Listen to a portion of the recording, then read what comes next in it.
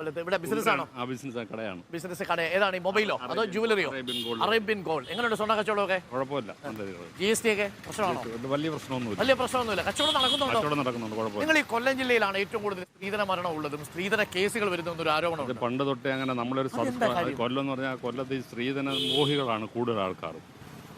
പറയുന്നത് ആരാണ്? നമ്മുടെ ഒരു ജുവലറി പ്രതിനിധി കൂടിയാണ്.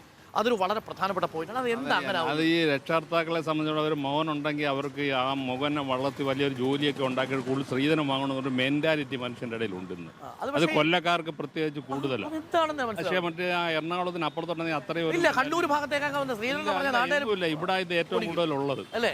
അത് ഒരു പ്രദേശം മാത്രമേ അങ്ങനെ തോന്നിയിട്ടില്ല. കൊല്ലം മാത്രം സ്ത്രീധനം ഡിമാൻഡാ.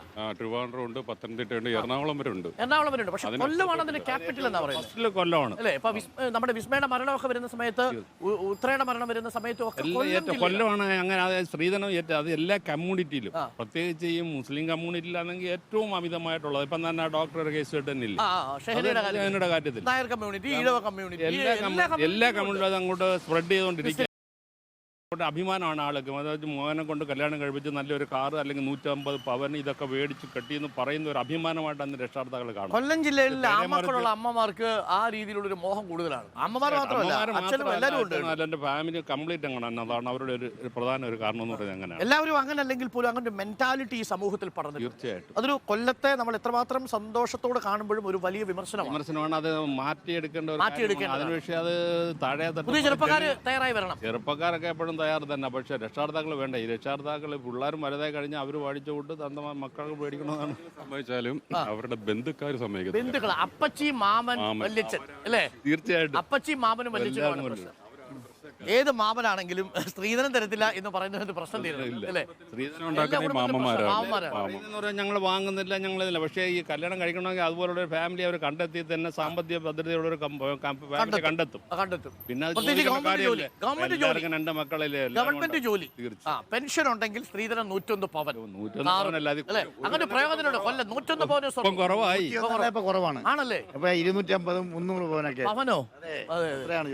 കിലോ കണക്കിന് സ്വർണ്ണം. രാവിലെ നമ്മൾ ഈ സമൂഹം മാറണം എന്ന് ആഗ്രഹിക്കുന്ന ഒരു വിഭാഗം മനുഷ്യരെ നമ്മൾ കണ്ടിട്ടുണ്ട്.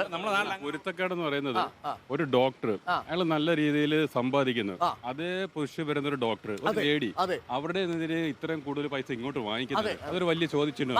വേറൊരു ചോദ്യം കൂടിയുണ്ട്. അതായത് നമ്മൾ ഈ സ്വർണം കൊടുക്കുന്ന ആൾക്കാരെ അല്ല പൈസ കൊടുക്കുന്ന ആൾക്കാരെ ഒരാളെ വാങ്ങുകയല്ലേ ചെയ്യുന്നത്? ലോകത്ത് എപ്പോഴെങ്കിലും വാങ്ങിയ ഒരാൾ അടിമയല്ലാതെ ഉടമയായിട്ടില്ലല്ലോ. അത് ഈ കല്യാണത്തിന്റെ കാര്യത്തിൽ മാത്രമാണ്. നമ്മൾ കാശ് കൊടുത്ത് വാങ്ങും, വാങ്ങിയ ദിവസം മുതൽ ഇങ്ങോട്ട് പറഞ്ഞു തുടങ്ങും. പക്ഷേ ഗൾഫ് രാഷ്ട്രങ്ങളിൽ എന്ന് പറഞ്ഞാൽ പൈസ അങ്ങോട്ട് കൊടുത്ത് പെണ്ണിനെ ഇങ്ങോട്ട് വാങ്ങിക്കുക, പൈസ കൊടുത്താണ്. അതെ അതെ, അതാണ് സ്ത്രീധനം എന്ന് പറയുന്നത്, അങ്ങോട്ട് കൊടുക്കുന്നത്. അതൊക്കെ നമ്മളിപ്പോൾ ഏർപ്പാടൊക്കെ തിരിച്ചു വെച്ചു. അപ്പോൾ ഒരു പ്രധാന വരുമാന മാർഗവുമാക്കി മാറ്റിയിട്ടുണ്ട്. അത് കൊല്ലത്തെ മുഴുവൻ ആളുകളോടുമല്ല, അങ്ങനെ ഒരു മെന്റാലിറ്റി കൊല്ലം മേഖലയിലുണ്ട്. അത് കണക്കുകൾ പ്രകാരം ശരിയുമാണ്. അത് കൊല്ലത്തെ ആൾക്കാർ തന്നെ പറയുമ്പോഴാണ് നമ്മളത് എത്രമാത്രം വലുതാണെന്ന് സ്വയം തിരിച്ചറിയേണ്ടത്. Thank you. ഒരു കാര്യം കൂടി ചോദിച്ചിട്ടുണ്ട്. അപകട സാഹസമൊക്കെ വരുന്നു, എന്താണ് അഭിപ്രായം? നല്ലൊരു അഭിപ്രായമാണ്.